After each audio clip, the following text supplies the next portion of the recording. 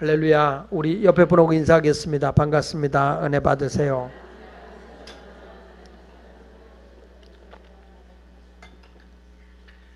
오늘 저는 복음의 중심이라고 하는 제목으로 말씀을 증거하겠습니다. 복음의 중심입니다. 결론적인 얘기를 하자면 복음의 중심은 죄인된 우리가 예수 그리스도를 믿음으로써 의롭게 된다라고 선언하는 것입니다. 우리가 그동안에 로마서를 통해서 또 지난 시간에 갈라디아서를 통해서 구원은 오직 예수 그리스도를 믿음으로 받는다라고 수도 없이 말씀을 많이 증거했습니다. 그럼에도 불구하고 이 갈라디아 교회 같은 경우는 여기 갈라디아서 2장 4절에 보면 가만히 들어온 거짓 형제들 때문에 저들의 이 복음을 바르게 믿고 따르지 못하고 거짓된 복음에 빠져버린 갈라디아 교인을 보면서 바울은 다시 한번 복음을 정리하면서 무엇이 복음이냐, 무엇이 복음의 진리냐, 이것을 알려주기 위해서 갈라디아서를 쓴 겁니다. 그러니까 여러분들이 죄의 유혹에 빠지지 않고 이단에 빠지지 않고 확실한 믿음 안에 살려고 하면 오직 다른 길은 없어요. 예수 그리스도를 믿음으로써 내가 의롭다함을 받는다는 걸 확실히 알아야 됩니다. 이 갈라디아서 오늘 본문에도 16절, 17절, 21절에 보면 의롭게 된다는 것에 대한 얘기예요.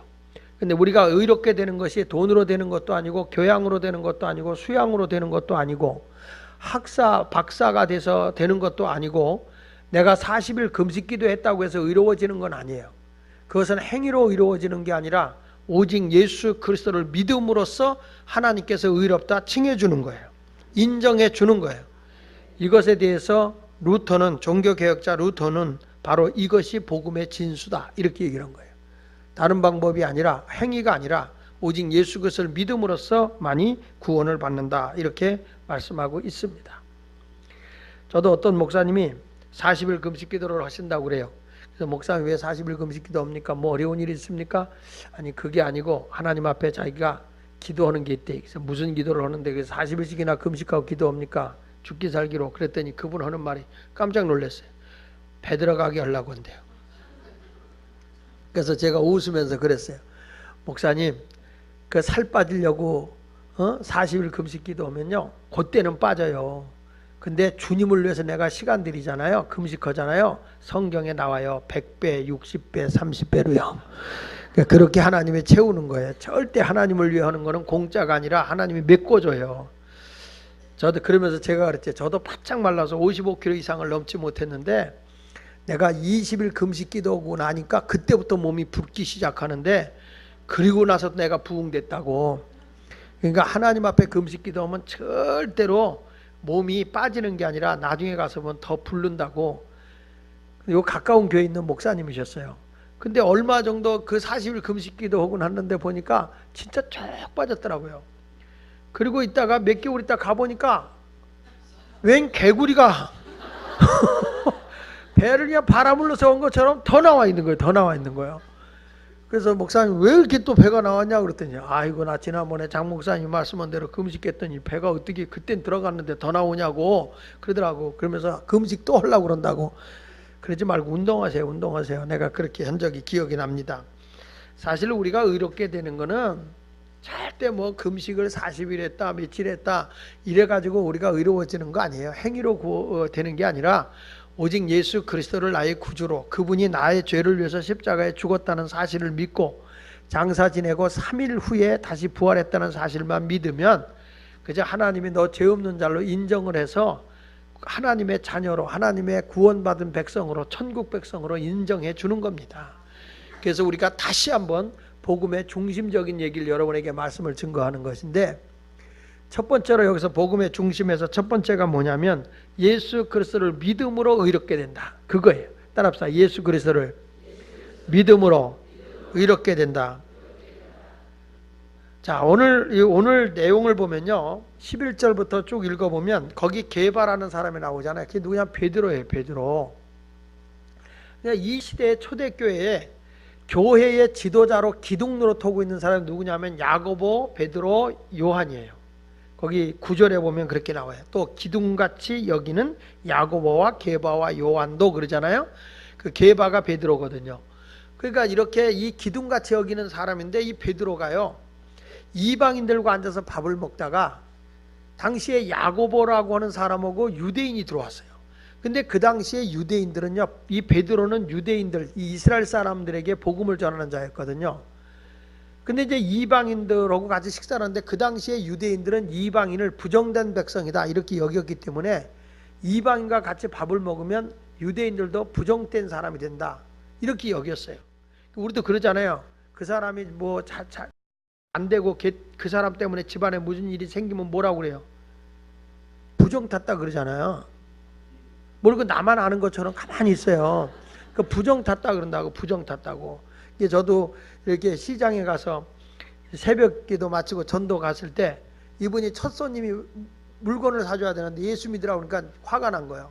재수 없다고 그냥 부정 탔다고 막 나 나가는 데서 소금 뿌리고 막 그래요. 부정 타면 소금 뿌리잖아요. 이런 것처럼 이 부정된 사람이 된다 그래가지고 아주 재수 없다는 거죠. 그래서 이방인들과 같이 어울리질 않거든요.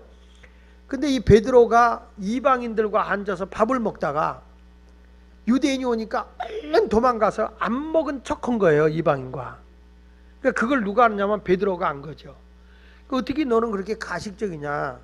그래서 너 때문에, 너가 외식하는 것 때문에, 가정댁에 외식하는 것 때문에 유대인들이나 그리고 당시에 바나바라고 하는 그 사람도 외식하게 되는 유혹을 받지 않느냐. 그런 분이 있어요. 예수 참 교회처럼 교회 와서는 예수 잘 믿는 것 같다가 나가서는 믿지 않는 사람과 똑같이 행동하는 사람 있잖아요. 제가 아는 목사님, 부천의 기둥교회 고신일 목사님은 자기가 감독을 지금 감독이 되셨지만 그 교회 장로님을 세울 때 장로님으로 이렇게 이제 청거 대상 있잖아요. 그 청거 대상 있으면 그 사람들의 가족을 만난대요. 가족을 만나서 1대1로 만나서 너희 아버지가 장로로서 자격이 있다고는 생각하냐? 그러니까 아버지하고 모든 사람 다 비밀로 이렇게 만나는 거예요. 만나면 깜짝 놀라는 건 3분의 2의 가족이 반대한대요. 왜 반대하느냐? 근데 어느 날 아버지 피택이 됐는데 아들이 찾아와서 목사님을 찾아거든요. 우리 아버지는 절대 장로 되면 안 된다고. 왜 안 된다고 하냐?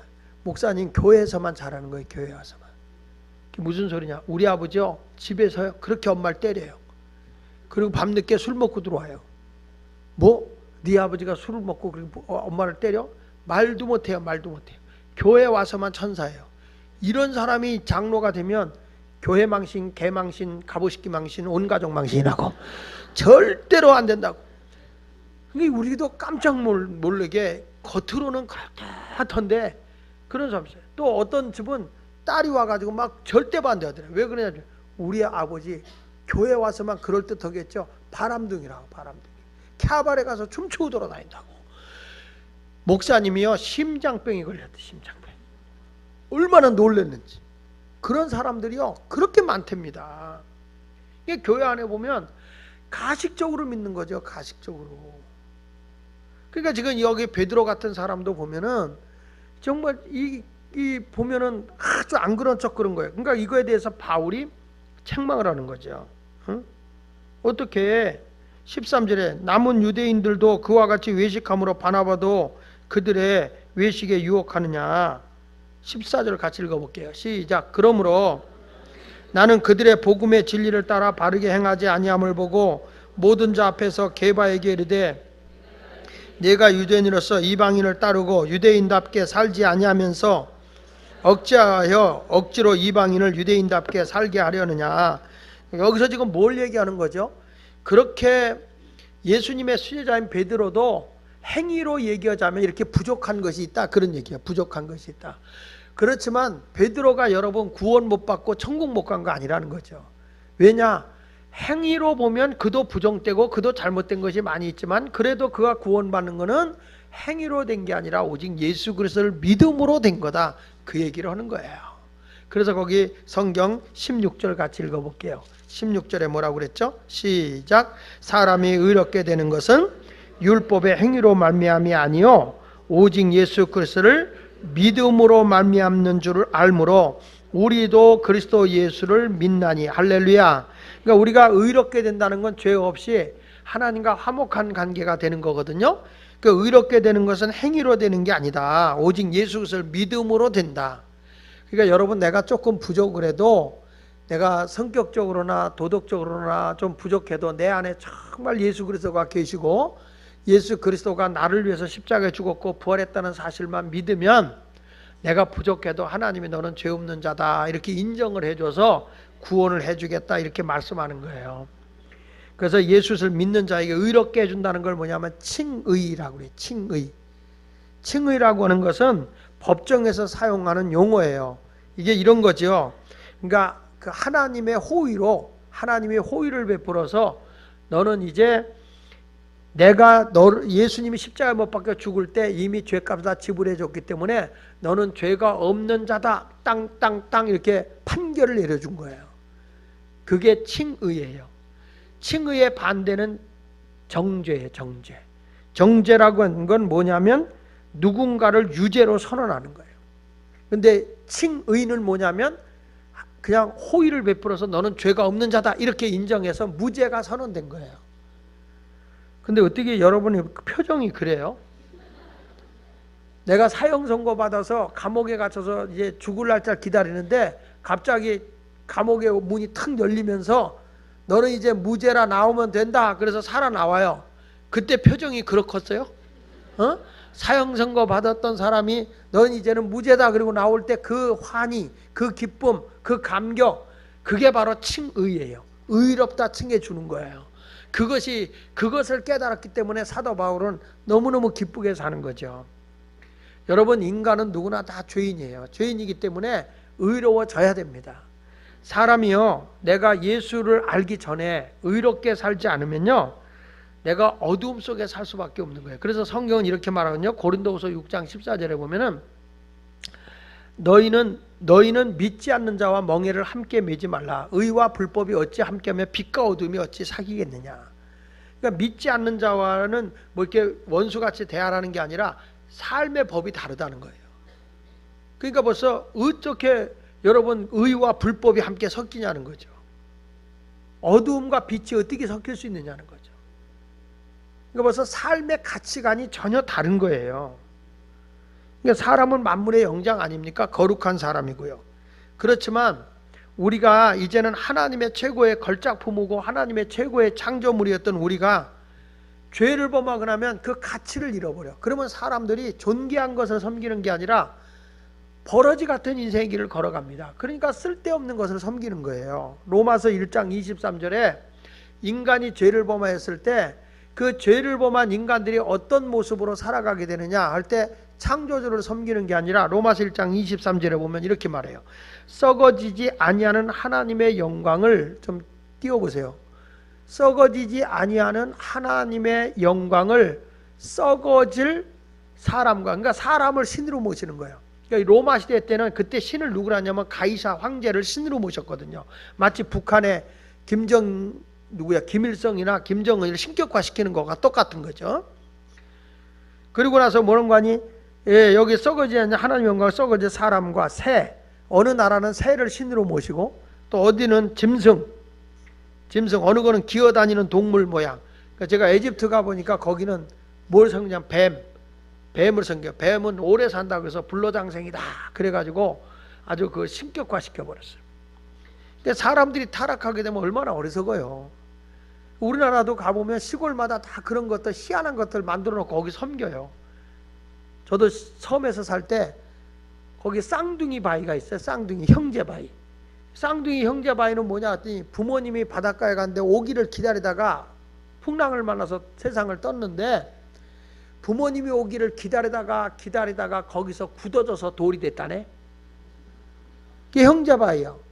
그래서 부모님이 건강하게 오길 바란다고 해서 꼭 1년에 한 번씩 거기 가서 고사 지내고 동네 사람들이 그런다고요. 얼마나 그래서 왜 이렇게 시골에 가면 쌍둥이 바위도 형제 바위도 많고 쌍둥이 그렇게 형제 나무도 많어?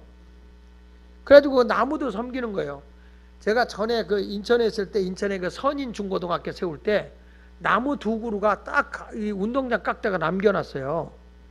근데 그 왜 그러냐면 소문이 도는데 뭐냐면 형제 나무인데 거기서 형제가 자살해 죽었다나? 그래서 그 나무를 잘라고 하는데 나무가 이렇게 울었대요. 울어가지고 그래서 못 잘랐대요. 그 어느 날 그래도 자르자. 그리고 자르러 트랙터가 들어갔는데 기계가 고장났다네.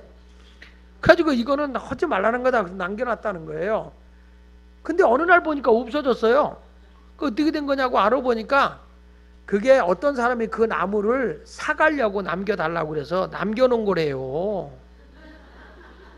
근데 그걸 사람들이 그렇게 막 만들어서 전설 따라 삼천리를 막 만들어 나가는 거예요. 사람들이 얼마나 어리석은지 그 나무를 섬기잖아요. 그 우리도 시골에 살 때 그 성황당이 있어요. 나무들 쭉 있는데 거기다가 사람들이 빌고 막 비나이다 그러잖아요. 거기는 나무 누구도 못 건드려요. 거기는 뭐 이렇게 소나무 같은 거 솔가루가 떨어져서 그때 뗄감 쓸 때인데 그거 아무도 못 건드려. 근데 우리 아버지는 거기 가서 나무에 잤대. 그러니까 동네 사람들이 어른들이 와서 막 뭐라 그런 거예요. 동네 망하게 할 일 있냐? 왜 그런 나무를 갖다가 떼느냐? 그러니까 우리 아버님이 아유 망해도 제가 망할 테니까 걱정하지 마시라고. 내가 했던데 왜 어르신들이 난리냐고 그랬더니 그분들이 하는 말이 귀신이 귀신같이 하라. 자네는 예수 믿으니까 괜찮지. 그러는 거예요. 그러니까 우리 아버님이 그러면 어르신들도 같이 믿읍시다. 그렇게 얘기를 하더라고. 이 장서방하고 무슨 얘기가 안 된다고. 그래서 거기서 나무를 해다 뗀 집은 우리 집밖에 없어. 근데 다른 집은 시원찮아. 근데 우리는 복 받았다고. 왜 남이 잘 됐다는 꼴을 못 봅니까? 왜 그러냐면 사람이 어리석어서 이렇게 피조물을 신격화 시켜버려요. 그래서 성경은 이렇게 말한다고. 죄를 범한 인생을 어떻게 표현했냐면 이사야서 41장 14절에 보면 버러지 같은 너 야곱아 그랬어요. 그가 새 사람이 될 때를 이스라엘로 바꿔줬잖아요. 이스라엘이 되기 전에 야곱을 버러지 같은 인생이다. 그렇습니다. 사람이요 예수를 만나기 전에는 정말 벌레 같은 인생을 살아요. 또 이 욥기서 25장 6절에 보면 욥은요 뭐 같은 인생이라고 하는지 아세요? 구더기 같은 사람, 벌레 같은 인생이라 그렇게 표현해요. 그러니까 사람이요 예수가 내 안에 없으면 더러운 생활 하잖아요. 구더기 같은 삶을 산다는 거예요. 그러니까 인생이 뭐냐? 구더기 같은 인생이다. 벌레 같다. 그러니까 예수가 없는 사람은 뭐 같은 인생이요? 하면 조용히 나한테 물어. 너 구더기니? 이렇게. 그러니까 깨끗한 데를 안 찾아가. 더럽고 추악하고 죄악되고. 그러니까 정상적인 생활을 못해. 집안에 가서도. 부부 생활도 마찬가지. 항상 그 사람의 생활이 썩은 생활을 하는 거예요. 구더기 같은 것. 벌레 같은 인생. 그게 바로 예수가 내 안에 없으면 그렇게 살 수밖에 없어요.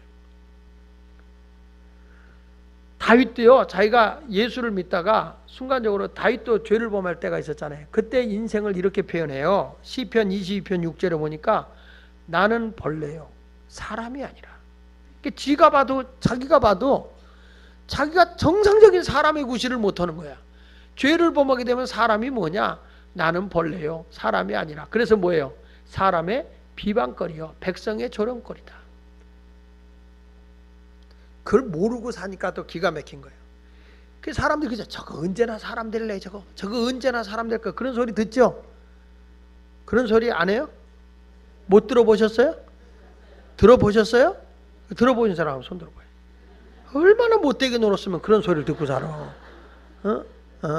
그러니까 이게 여러분이 들은 게 아니라 이제 들리는 얘기다. 그런 얘기겠지. 그러니까 여기서 보면 바울도 다윗도 말이죠. 나는 벌레요 사람이 아니다. 그래서 사람에게 비방받는 거잖아요. 조롱받잖아요. 본인이 그걸 몰라. 옆에서 조롱받고 멸시받고 있는 걸 몰라. 더러운 생활하고 있기 때문에 사람들이 뒤에서 손가락질하는 걸 모르고 그게 자랑스럽게 사는 거야. 그걸. 그 예수가 내 안에 들어오면 인생 자체가 바뀌는 거거든요.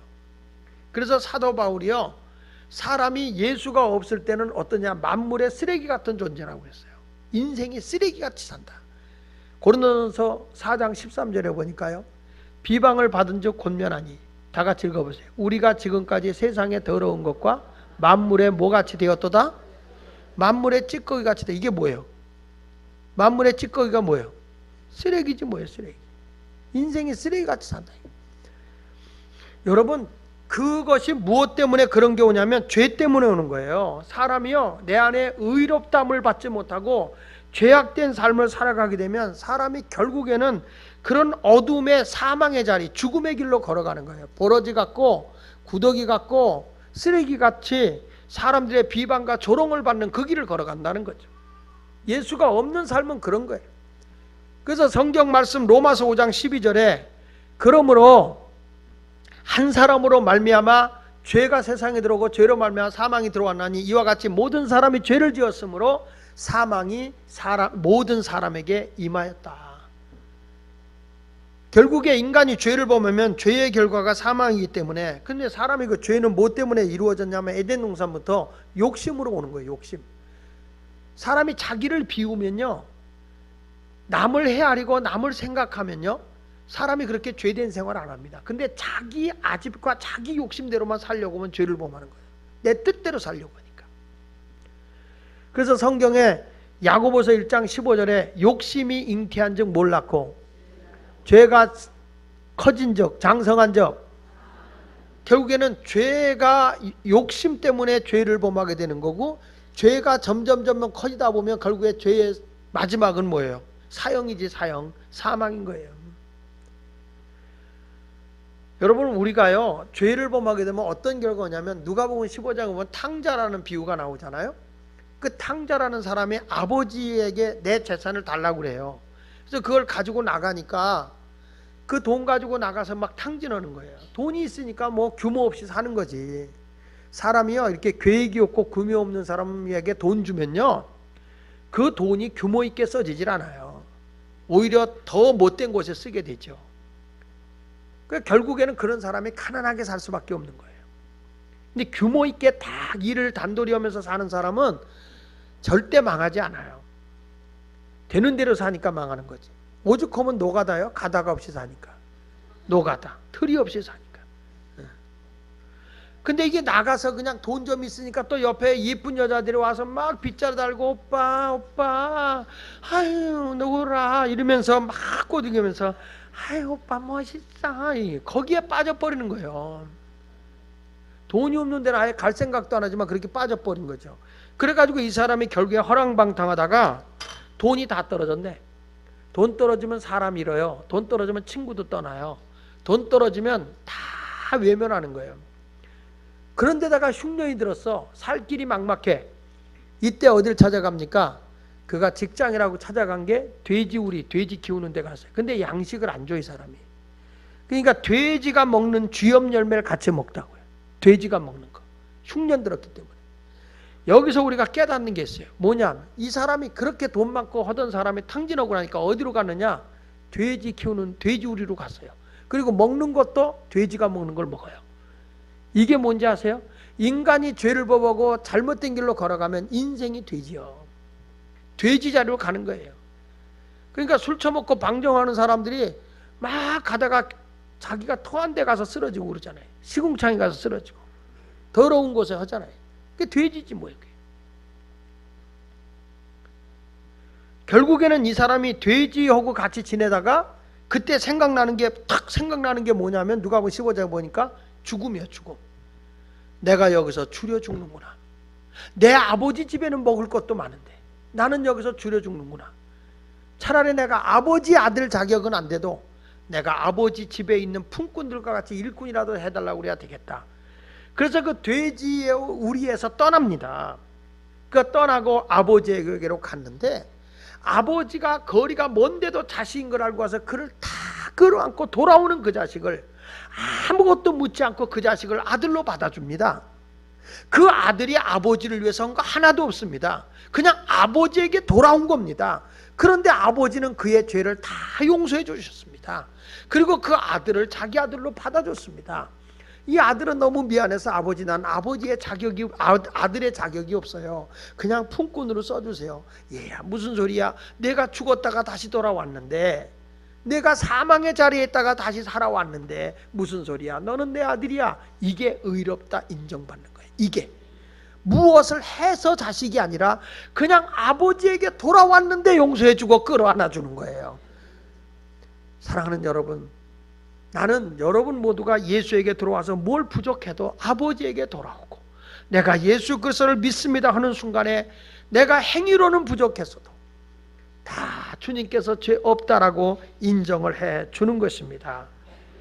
그래서 빌립보서 3장 9절에 그렇게 말씀하는 겁니다. 그 안에서 발견되려 함이니 내가 가진 의는 율법에서 난 것이 아니요 다 같이 오직 그리스도를 믿음으로 말미암은 것이니 곧 믿음으로 하나님께로부터 난 의라. 할렐루야. 그러니까 이제부터 여러분이 의롭게 되는 것은 노력으로 된 것입니까? 그리스도를 믿음으로 된 겁니까? 그리스도를 믿음으로 된 겁니다. 그래서 하나님이 그냥 너 의롭다 인정해 준 겁니다. 로마서 5장 14절, 18절에 보니까 이렇게 말해요. 그런즉 한 범죄로 많은 사람이 정죄 이른 것 같이 한 의로운 행위로 말미암아 많은 사람이 의롭다함을 받아 생명에 이르렀다. 예수 그리스도가 나의 죄를 위해서 죽었다. 그분만 믿어라. 그러면 그분 때문에 내가 의로워져서 생명을 얻었다. 이게 복음의 중심이요. 그리스도를 믿음으로 의로워진다. 할렐루야. 그러니까 내가 어떤 행동을 하지 않았음에도 아버지에게 들어오니까 의롭다 인정을 한다. 이걸 뭐냐면 복음의 중심의 두 번째가 따라합시다. 은혜다. 크게 은혜다. 그러니까 은혜로 의로워진 거예요. 값을 지불해서가 아니라. 그래서 16절 하반절에 이렇게 말합니다. 이는 우리가 율법의 행위로서가 아니고 뭘로가 아니고 그리스도를 믿음으로써 의롭다함을 얻으려 함이라. 율법의 행위로서는 의롭다함을 얻을 육체가 없다. 베드로도 실수를 하는데, 베드로도 허물이 있는데, 수제자도. 근데 그럼에도 불구하고 의롭다 해주는 건 뭐냐? 믿음이다. 이거는 내가 잘나서가 아니야. 하나님이 그냥 은혜로 주는 거야. 그래서 에베소 2장 18절에 이렇게 말합니다. 2장 8절에 시작. 너희는 그 은혜에 의하여 믿음으로 말미암아 구원을 받았으니 이것은 너에게서 난 것이 아니요 하나님의. 믿으시면 아멘 하세요. 이게 은혜로 된 겁니다. 그렇죠? 은혜에 의하여 믿음으로 말미암아 구원을 받았어. 행위로 말미암아 구원을 받았어요? 무엇으로 말미암아? 믿음으로 말미암아. 그래서 이건 아무 내 공로도 없는데 그냥 무상으로 너 구원해 줬어. 이게 은혜예요, 은혜. 그래서 내 죄도 그냥 내가 뭘 해서 죄가 용서받는 게 아니에요. 로마서 3장 24절에 이렇게 말하거든요. 그리스도 예수 안에 있는 속량, 예수님이 십자가에 죽을 때 내 죄값을 짊어지고 다 죽어짐으로써 나를 죄 사해 줬다 그 말이야. 죄를 다 용서해 줘. 속량으로 말미암아 다 같이 하나님의 은혜로 값없이 어떤 대가도 지불하지 않았는데 그냥 의롭다 인정해 준 거예요. 마치 탕자가 아버지에게 돌아왔을 때 뭘 해서가 아니라 그냥 돌아만 왔는데 다 용서해 준 거예요. 다. 그리고 그냥 아들로 받아준 거죠. 그게 은혜죠. 그게 은혜라고요. 그래서 예수 믿는 사람은 이렇게 하나님의 은혜로 구원을 받았으니까 절대 우리 누구도 나를 고발하지 못하는 겁니다. 로마서 8장 33절에 이렇게 말해요. 시작. 누가 능히 하나님께서 택하신 자들을 고발하리요. 의롭다 하신 이는 누구라고? 그럼요. 아무도 나를 죄인이다 뭐다 이렇게 고발 못해. 양심도 나를 고발 못해. 나를 의롭게 하신 분은 누구라고요? 하나님이 인정해 준 거예요. 그러니까 스스로 자책을 받거나 스스로 나를 갖다가 비하할 필요가 없어요. 부족함에도 불구하고 주님이 의롭다 인정해 준 거예요. 그러니까 절대 우리는 주님의 손에서 벗어날 수도 없고 뺏기지도 않아요. 요한복음 10장 28절에 이렇게 말하잖아요. 시작. 내가 그들에게 영생을 주노니 영원히 멸망하지 아니할 것이요 또 그들을 내 손에서 빼앗을 자가. 믿으시면 아멘. 누가 다른 데 와서 뭐 이래야 구원받는다 저래야 구원받는다 그래도 넘어갈 필요 없어요. 그렇게 해서 구원받는 게 아니라 오직 나를 위해서 십자가에 대속해서 돌아가신 예수 그리스도를 믿고 부활하신 예수만 믿으면 아무것도 하지 않았는데 그냥 주님이 너는 내 자녀야. 너는 의로워졌어. 내가 너에게 영원한 생명을 주었다. 이거는 누구도 그 주님의 손에서 빼앗을 자가 없는 거예요. 그러니까 복음은 복잡한 게 아닙니다. 단순한 겁니다. 그냥 믿으면 됩니다. 할렐루야. 이것은 배우고 못 배우고가 아무 상관없어요. 맹장 수술할 때는 의사가 수술하자 하는 대로 그렇게 해서 째가지고 맹장 떼어내야든지 해야 되는 거예요. 그렇죠? 맹장 수술할 땐 그거는 돈이 많은 사람이라고 수술 안 하고 낫는 게 아니야. 지식이 많다고 해서 맹장이 지금 터졌는데 복막이 됐는데 그거 째서 그 청소 안 하고는 살 수가 없어. 다 그거는 신분고하를 막론하고 지식 유무를 막론하고 다 의사의 처방대로 해야 되듯이 이 천하 인간의 구원을 받을 수 있는 길은 오직 예수 그리스도를 믿으면 은혜로 구원을 얻는 거예요. 절대로 여러분을 빼앗을 자가 없습니다. 근데 이런 사람 있잖아요. 죄책감이라는 게 있어요. 죄책감. 그러니까 내가 그래도 이런 죄를 범한 게 있는데 내가 어떻게 내가 구원을 받아? 너무 염치가 없잖아. 이런 죄책감에 든 사람이 있거든요. 근데 그것도 다 벗어나야 돼요. 로마서 8장 1절 2절에 이렇게 말하거든요. 그러므로 이제 그리스도 예수 안에 있는 자에게는, 누구 안에 있는 자? 그러니까 내가 예수 그리스도가 나를 위해서 죽었고 부활하신 예수를 믿으면 결코 뭐가 없다?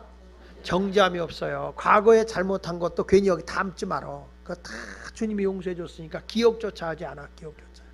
기억조차 하지 않는다고 다 용서해 준 거예요. 근데 사람이라는 게요, 기도할 때 보면 하나님, 내가 젊었을 때 내가 실수해서 죄를 범했습니다, 용서해 주셔. 그게 막 나를 억누른다고. 그 부흥회 때나 또 부흥 설교 시간에 회개하라 그러면 또 그게 딱 떠올라. 하나님, 내가 어렸을 때 철 몰라가지고 내가 이런 못된 짓을 했어요. 용서해 주시옵소서. 그렇게 지금 우려먹는 사람이 30년 우려먹은 거예요. 그거는 잘못되는 거죠. 내가 아버지한테 용서받았는데 아버지 용서 받고 난 뒤에도 밥 먹을 때 아버지 내 잘못한 거 용서해 주세요. 이 자식 아침에 다 용서했잖아. 그랬죠. 그 다음날 아침 밥 먹을 때 또 찔려. 아버지 내가 잘못한 거 용서해. 너 지금 네 애비 놀리냐? 어저께 다 용서했어. 알았습니다. 그날 저녁에 밥 먹을 때 아버지 잘못한 거 용서해 주. 이건요 그냥 놔두면 안 돼. 머리구덩이를 잡든지 아구통을 돌려놓든지 해야 돼. 이게 자꾸 뭔가 내가 찔린다고 그래서 그런 게 아니라 오늘부터 여러분이 자유를 누려. 그래서 해방을 받는 거예요. 그래서 로마서 8장 2절에 이렇게 말해요. 이는 그리스도 예수 안에 있는 생명의 성령의 법, 그게 은혜의 법이요. 은혜가 너를 죄와 사망을 위해서 너를 완전히 뭐 해줬다? 이제 해방해 준 거다. 해방 받았으니까 괜히 그 속에 들어가지 말라 이 말이야. 자유함을 누려라. 그러니까 여러분 이제부터 내가 은혜로 의롭다함을 받은 것은 완전히 자유함을 얻은 거예요. 해방받은 거예요. 그러니까 하나님의 은혜로 이 쓸데없는 자 왜 구속해 주는지 난 알 수 없도다. 그러면 찬양이 나오는 거야. 오 자유, 오 자유, 나는 자유 얻었네. 비록 죄는 범했으나 나는 원래대로 돌아왔네. 자유 주신네. 주의 품으로, 주님의 품 안으로 돌아오는 거예요. 자유 주시는 그 품으로 돌아오면 되는 거지 뭐. 그래서 여러분 그것만 하는 게 아니라 하나님의 자녀까지 인정해 주더라고. 그 전에 예수를 믿기 전에는 성경이 이렇게, 너는 본질상 진노의 자녀였다. 죄를 범했을 때는 하나님의 진노를 받아야 되고 불행한 존재였다는 거예요. 그래서 에베소 2장 3절에 이렇게 말하거든요. 전에는, 예수 믿기 전에는 우리도 다 그 가운데서 우리 육체의 욕심을 따라 지내며 육체와 마음에 원하는 것을 하여, 이게 뭐예요? 죄를 범했다. 그래서 다른 이들과 같이 본질상 뭐였다? 진노의 자녀였다는 거예요. 본질상 나는 아주 저주 아래에 있고 불행한 존재였다는 거예요. 그런데 예수를 딱 영접하잖아요. 그럼 요한복음 1장 12절에 영접하는 자, 곧 그를 믿는 자들에게는 하나님의 자녀가 되는 권세를 줬다. 권세. 자녀만 되는 게 아니라 권세를 줬어. 자 보세요. 예를 들어 우리 집에 이제 그 가정부가 있어요. 가정부. 예를 들어서 또 괜히 목사님 내 가정부 두고 산대. 아니야, 안 뒀어. 예를 들어서 우리 교인들은 말을 확실하게 해줘야지. 이상해. 내가 그 목장 모임도 좀 가볍게, 부담되지 않게 가볍게 모여라 그랬더니 아예 안 모여. 모이지 말래 때나 또. 아니야, 목장 모여야지. 공동체가 안 모이면 어떡해. 막 헌금 때문에 부담되니까 그런 거지 말고 가볍게 모여라. 좀 부담 없는 모임을 가져라. 그렇게 얘기를 해준 거를 이제 목장 안 모여야 된다. 안 모여야 돼. 분명히 해줘야 돼. 분명히. 그래서 이제 예를 들어서 가정부가 있다 이 말이야. 그러다가 내가 이제 어디서 양자를 입양했어. 내 아들 하나 입양을 했어요. 예를 들어서 또 이걸 오해해가지고 목사님이 어디 가서 애나 갖고 와서 입양했대 뭐 이러지 말고, 예를 들어서 이제 입양을 했어. 그래서 내 아들이 됐어. 아들이 됐을 때는 얘는 아들만 되는 게 아니라 아버지가 가지고 있는 권세까지도 얘가 가지고 있습니다. 권세.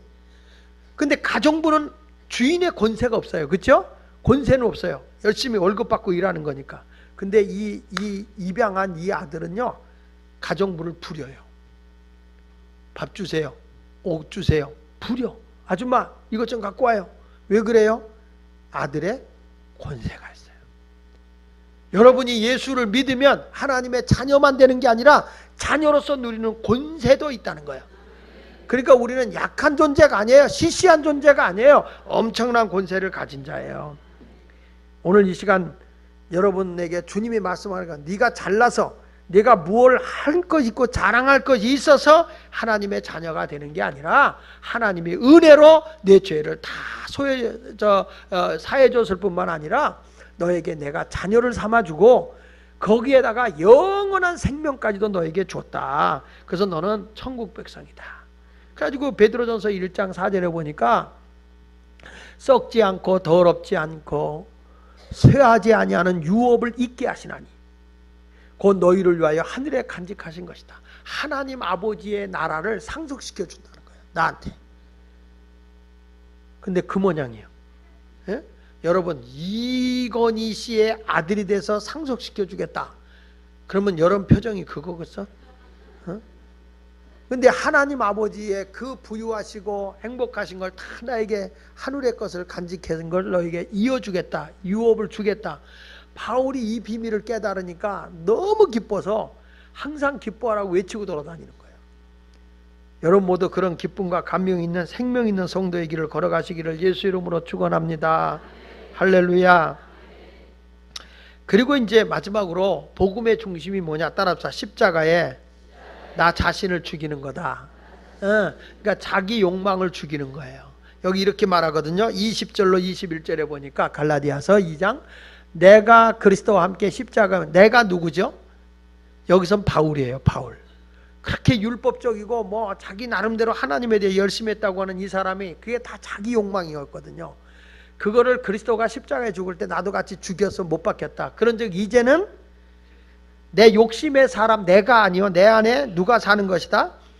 나는 이제 예수를 위해 사니까 그리스도가 사는 거다. 그래서 이제 내가 육체 가운데 사는 것은 나를 사랑하사 나를 위하여 자기 자신을 버리신 하나님의 아들을 믿는 믿음 안에서 사는 것이라. 내가 하나님의 은혜를 패하지 아니하노니 만일 의롭게 되는 것이 율법으로 말미암아 그리스도께서 헛되이 죽으셨느니라. 그러니까 여러분 믿음이라고 하는 것은 이것은 내가 의롭게 되는 건데 어떤 사람은 지식적으로는 믿어요. 나 그 얘기 알아. 다 알아. 근데 아는데 가슴으로 믿지 않으면 아무 소용이 없어요. 믿어야죠. 어떤 사람은요. 이렇게 설교를 내가 이 예수를 믿음으로 구원받는다는 이 비밀을 얼마나 오랫동안 한 겁니까? 지금 계속 반복된 설교하는 거거든요. 나도 이 설교 그만했으면 좋겠는데 자꾸 주님이 강조시켜요. 지금 헛얘기 또 하고 헛얘기 또 하고 내가 할 말이 너무 많은데 같은 메시지를 계속 주는 거예요. 아주 여러분들을 천국에 완벽하게 입적시키시려고 이런 설교를 주는 거예요. 그냥 이래도 구원 못 받으면 접시물에 코 담그고 죽는 게 훨씬 낫지. 예. 그런데 이게요 들을 때는 믿어졌어. 근데 나가서 한번 소리 한번 지르면 도망가 구원이. 참 답답한 이게 뭐냐면 이 믿음도요 어떤 믿음이 있냐면은 이게 지식적으로만 이해하는 지식 믿음이 있고요 잠깐 믿음이 있어요. 들을 때만 잠깐 믿어요. 이거 왜냐면 신앙에 뿌리가 없어서 그래요. 그래서 이거에 대해서 마태복음 13장 21절에 이렇게 말하거든요. 그 속에 그러니까 이게 씨를 뿌렸는데 이 씨가 돌짝밭에 뿌려진 거야. 그래서 뿌리가 나왔는데 뿌리가 짧잖아요. 그래서 뿌리가 없어 잠시 견디다가 말씀으로 말미암아 환난이나 박해가 일어날 때는 곧 뭐한다? 넘어지는 거예요. 처음에는 사람 때문에 인간관계 때문에 나오다가 자기 삶이 좀 힘들고 또 세상이 좋으면 거기 가서 그냥 넘어져 버려. 말라 죽어버리는 거죠.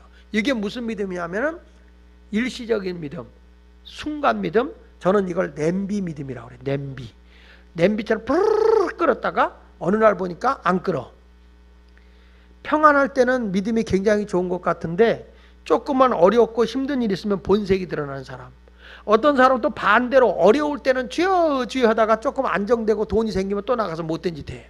이런 사람은 뭐냐면 이게 잠깐 믿음, 일시적인 믿음, 무슨 믿음이라고 그랬죠? 냄비 믿음. 이런 믿음이 아니라 그냥 가슴에서부터 믿어져서 나는 예수 그리스도가 나의 구주임을 믿습니다. 그렇게 믿으면 좀 부족해도 의롭다 인정을 해 주시는 걸 기억하시기 바랍니다. 다만 내가 구원은 내 영혼이 구원받는 거는 전부 다 100% 예수를 믿음으로 받는 거죠. 근데 이 믿음 받지만은 뭐가 있냐면은 이 행함도 같이 와야 상과 복을 받는 거거든요. 성경에 이런 얘기 있어요. 이제 마태복음 25장 31절로 36절에 보면 우편에 오른편에 있는 양, 또 왼편에 있는 염소가 있어요. 근데 오른편에 있는 양의 신자를 보고 이렇게 말해요. 마태복음 25장 34절을 같이 읽어보겠습니다. 시작. 그때 임금이 그 오른편에 있는 자들에게 이르되 내 아버지께 복받을 자들이야. 여기 잠깐만, 복받을 자들이요 그런데 원문에 보면요 복받은 자들이요 이렇게 완료형이에요. 완료, 현재 완료. 그러니까 복받을 자들이요 그러면 미래잖아요. 미래형. 근데 이게 아니라 원래 복받은 자들이요가 원문이에요. 복받은 자들이요. 왜냐? 이미 이분들은 예수를 믿어서 복을 받았어요. 무슨 복을? 너희를 위하여 예비된 나라를 뭐 받을 자? 상속받을 자, 천국 갈 자다 이 말이야. 예수를 믿음으로. 근데 반면에 41절에 보면요 왼편에 있는 자들에 대해서는 이렇게 말해요. 또 왼편에 있는 자들에게 이제 저주를 받은 자들, 현재 완료형이죠. 아까는 받을 자라고 그랬죠. 근데 그게 아니라 받은 자들이에요.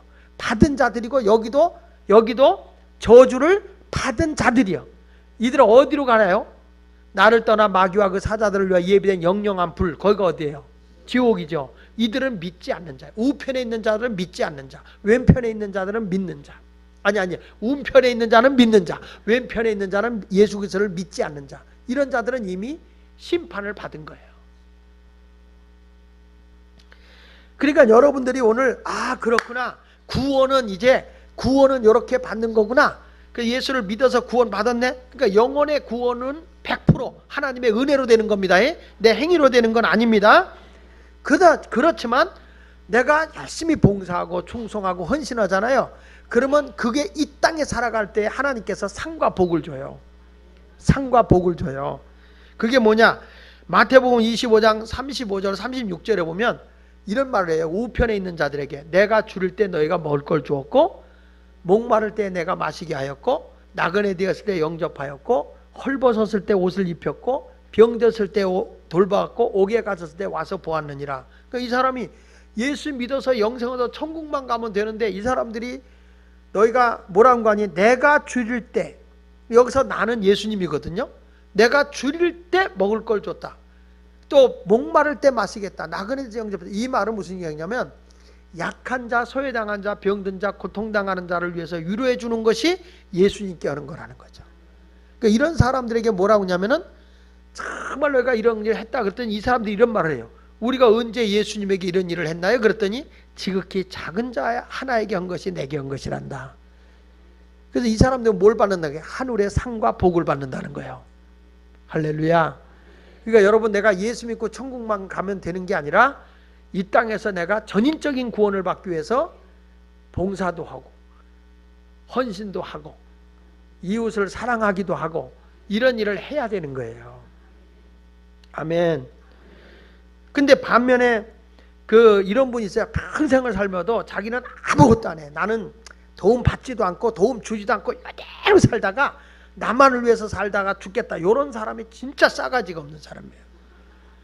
성경이 이렇게 말해요. 이런 사람에 대해서 마태복음 25장 24절로 26절에 보니까 한 달란트 받았던, 그러니까 5달란트와 2달란트 받은 사람은 열심히 남겨가지고 주인에게 10달란트, 4달란트를 갖다 드렸잖아요. 그런데 한 달란트 받은 사람 보세요. 한 달란트 받은 자는 와서 이르되 주여 당신은 굳은 사람이라 심지 않는 데서 거두고 해치지 않는 데서 모으는 줄 내가 알았으므로 두려워하여 나가서 당신의 단을 땅에 감춰두었나이다. 보소서 당신의 것을 가지고 왔나이다. 그러니까 당신 것만 가지고 왔으니까 당신 것만 받고 먹고 떨어져라 이거예요. 두려워하여 나가서 당신의 단을 땅에 감춰두었나이다. 보소서 당신의 것을 가졌나이다. 그랬더니 뭐라고 그래요? 30절에 보니까 30절에 이렇게 말해요. 이 무익한 종을 바깥 어두운 데로 내쫓으라. 거기서 슬피 울며 이르라. 이 사람이 지옥 간다는 거예요. 이게 무슨 얘기인지 아세요? 여기서 말하는 건 네가 말할 수 없는 고통을 당하는데, 이 사람은 처음부터 굳은 사람이라고 그랬죠. 당신은 거기 24절에 보니까 다시 한번 띄워보세요. 한 달란트 받던 자가 와서 이르되 주님 주여 당신은 무슨 사람이라고? 이 굳은 사람이란 원뜻이 뭐냐면 거친 사람, 난폭한 사람을 의미하는 거예요. 다시 말해서 주인을 뭘로 취급한 거냐면 악당으로 취급한 거예요. 당신은 악당이다 이거예요. 한마디로 주인을 멸시한 거예요. 무시해버린 거예요. 여러분들도 하나님을 위해서 헌신하고 뭐 봉사하라 그러면 뭐 그런 거 하냐, 뭐 하나님을 무시해버려. 이게 사실은 믿음이 없는 사람의 행동이라는 거죠. 그러니까 이런 사람을 향해서 악하고 게으른 종이라고 해요. 너는 지옥에 떨어진다 그 말이에요. 얼마나 무서운 말입니까? 예수님을, 우리 주님을 나의 정말 존경하고 그분을 사랑한다면 그분을 통해서 은혜가 내게 와야 되는데, 우리가 그런 삶을 살지 못하고 그냥 있는 그대로 나 하나만 왔다 갔다. 그 대표적인 사람이 누구냐면 가룟 유다예요. 예수님하고 늘 같이 있어도 도둑놈이에요. 자기밖에 몰라. 여러분, 내가 진짜 예수 믿으면요, 영생을 얻은 자답게 하늘의 상과 땅의 복까지 받아야 돼요. 그걸 위해서 우리는 봉사하고 섬기는데, 20절에 있는 것처럼 이제는 내 속에 예수가 살아있는 삶을 살아야 된다고요. 내가 사는 게 아니요. 여기 20절에 그러잖아요. 내가 그런 게 십자가에 못 박혀 그런 적 이제는 내가 사는 것이 아니요 오직 내 안에 누가 사는 거라고? 그럼요. 예수 그리스도가 사는 거예요. 그래서 이제부터는 나는 십자가 못 박혀 죽었기 때문에 죄의 종로로 터지 않는 겁니다. 로마서 6장 6절에 말한 것처럼 우리가 알거냐 우리 옛사람이 십자가에 못 박힌 것은 죄의 몸이 죽어 다시는 우리가 죄에게 뭐 하지 않는다고? 종로로 터지 않은, 이제 죄된 삶을 살지 않아야 정상인 거예요. 살아나왔으니까 의롭게 살아야지. 로마서 6장 14절에 이렇게 말합니다. 죄가 너희를 주장하지 못하리니 이는 너희가 법 아래 있지 아니하고 은혜 아래 있다. 그러니까 은혜 안에 살수록 나는 이제는 죄를 정복하고 이제 자유함을 누리면서 행복하게 사는 믿음의 용사가 됐으면 좋겠습니다. 오늘 20절 하반절 끝부분에 이제 내가 육체 가운데 사는 것은 나를 사랑하사 나를 위하여 자기 자신을 버리신 하나님의 아들을 믿는 믿음 안에서 사는 것이다. 할렐루야. 이런 얘기가 있어요. 로마에서 그 루드비아라는 공작이 사는데, 이 사람은 비바리아라고 하는 성에 살고 있는 공작인데 아주 포악한 사람이었어요. 아주 포악한 사람이었어요. 사람들에게 손가락질을 받고 있다가 어느 날 이 사람이 사냥을 하러 가다가 산속에 조그만 예배당을 발견해요. 옛날이 생각이 나서 이 사람이 예배당에 들어가서 엎드려서 이렇게 기도하는데 갑자기 앞에 글자 하나가 딱 보이더니 싹 사라지더라는 거예요. 그 숫자는 뭐냐면 3. 딱 3이라는 숫자가 딱 보이고 사라지더라는 거예요. 근데 그때부터 이 사람이 두려움이 오는데 감당할 수가 없는 거예요. 그래서 이 사람이 무슨 생각이 딱 들었냐면, 이건 하나님이 나에게 보여준 건데 내가 하도 못되게 노니까 너는 3일 후에 죽는다. 이걸 하나님이 내게 가르쳐 준 거구나. 그리고 이 사람이 3일 후에 죽을 걸 생각하고 내가 그동안에 못한 걸 다 회개하고 집안 친척 식구들한테 그렇게 잘하는 거예요. 3일 후에 죽을 거니까. 잘했어요. 잘했는데 3일이 지났는데 안 죽는 거예요, 이 사람이. 그래서 내가 3자를 잘못 봤구나. 30일인가 보다. 30일 가지고 30일 동안 이웃과 막 만나는 사람한테 그렇게 잘하는 거야. 이 사람이 너무너무 선을 베풀고 너무너무 잘한 거야. 그리고 30일이 딱 지났는데 안 죽는 거야. 안 죽는 거야. 그러니까 이 사람 무슨 생각이냐면 내가 3년을 30일로 봤구나. 가지고 3년 동안을 정말 주민들이나 이웃 사람들한테 너무너무 선을 베풀고 그냥 잘한 거예요. 왜냐하면 죽음을 준비하는 거니까. 그러면서 3년을 딱 준비했는데 3년이 딱 지나고 난 뒤에 어떤 현상이냐면 독일에서 이 사람을 황제로 추앙한다는 공문이 온 거예요. 황제로. 왜 그랬을까요? 이분이 그동안에 많은 사람에게 선한 일을 베풀었더니 그 소문이 나가지고 이 공작이 그 독일의 황제가 됐다는 거예요. 여러분, 좀 기다리면서 내가 내일 아니면 열흘 뒤에 내가 죽는다 그럴 때 어떻게 살래요? 둘 중에 하나가 가치 있게 그 짧은 생활을, 짧은 시간을 가치 있게 사는 사람이 있고, 어떤 사람은 에라 죽을 거 될 대로 되라 이렇게 막 사는 사람도 있을 거예요. 참 어리석은 거예요. 짧은 시간일수록 가치 있게 시간을 주님께 드리는 성도가 되어야 할 줄로 믿습니다. 그래서 바울이 결론으로 빌립보서 1장 20절에 이렇게 말하는 겁니다. 나의 간절한 기대와 소망을 따라 아무든지 부끄러워하지 아니하고 지금도 전과 같이 온전히 담대하여 살든지 죽든지 내 몸에서 그리스도가 존귀하게 되길 원하노라. 여러분, 내가 예수를 믿어서 구원받았습니다. 이제 거기에 멈춰 있는 성도가 아니라 이제부터 하나님의 영광을 드러내고 내가 주님 앞에 충성하고 헌신하고 봉사하여 하늘의 상과 땅의 복까지도 받는 그런 상급받는 성도가 되시길 바랍니다. 이제 구원은 예수 그리스도 안에서 받았지만 우리가 받고 누려야 될 것은 이 땅에서 주어지는 건강과 하나님의 복과 평안과 여러분의 소구하는 모든 온전한 구원을 이루는 삶을 살아가시기를 예수 이름으로 축원을 드립니다. 우리 321장 1절 부르겠습니다.